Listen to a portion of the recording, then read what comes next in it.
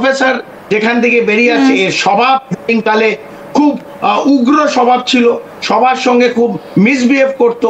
Al Falah ইউনিভার্সিটির যে management তার কাছে বারবার কমপ্লেন গেছে এর ব্যবহারের সম্বন্ধে, কিন্তু প্রেমটা চুটিয়ে করতো, বিরিয়ানিটা ভালো বানাতো আর মগজ ধোলায় ভালো করতো। এবং এই যে অপারেশন হলো এর জন্য 50 লক্ষ টাকা কিন্তু উঠিয়েছিল।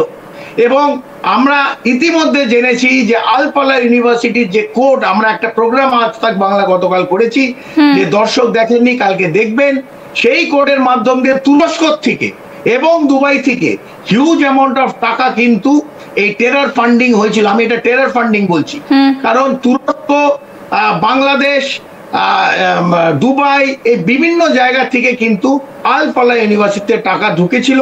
এবং আজকে দুজন মহিলা আরো ডাক্তারকে অ্যারেস্ট করা হয়েছে কাশ্মীর থেকে, আরো দুজন মহিলা। এই দুটো মহিলা শাহিন ছাড়া, শাহিনের থেকে এই ইনফরমেশন গুলো এজেন্সি পাচ্ছে।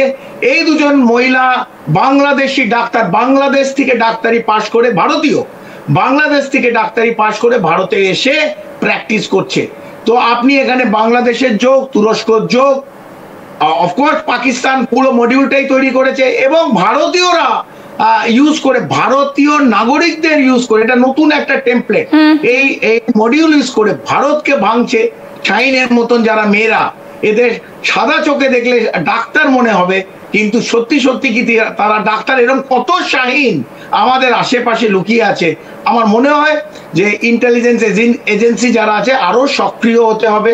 শুধু সক্রিয় না হয়, প্রোঅ্যাক্টিভ না হয়, যদি আমরা রিঅ্যাক্টিভ হই, যদি যখন হলো প্রতিক্রিয়াশীল হই, আমার মনে হয় ভারতের কোথাও না কোথাও এই সিকিউরিটি ডক্ট্রিন একটা রিলুক দরকার।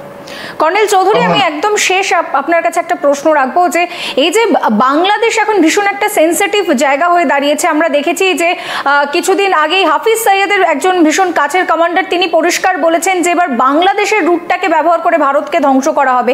কোথাও কি এই সমস্ত কিছু তারই একটা প্রতিফলন? হ্যাঁ, সাইফুল্লাহ সাইফ, ওটা আমরা যেটা জৈশে মোহাম্মদে বললাম, ওটা লস্করের। তো এবার হাফিজ সাইদের একদম খুবই নিকট একজন লোক সাইফুল্লাহ সাইফ, সে বলেছে বাংলাদেশ থেকে আমরা পূর্বে, ভারতের পূর্বে আমরা একটা বড় আক্রমণ করব। এর আগে একই কথা আমরা শুনতে পেয়েছি এই মোল্লা মনির, আসিম মনির থেকে, এবার অ্যাটাক ভারতের পূর্ব থেকে আসবে।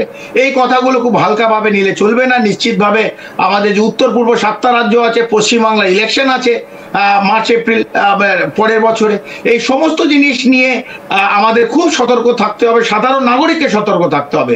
কারণ আমাদের আশেপাশে কিন্তু শাহিনরা ঘুরে বেড়াচ্ছে, আমাদের আশেপাশে মুজাম্মিলরা ঘুরে বেড়াচ্ছে। তো এদের আপনি চিহ্নিত করতে পারবেন না, কারণ এরা ডাক্তার, এরা ইঞ্জিনিয়ার, এরা কেউ কম্পিউটার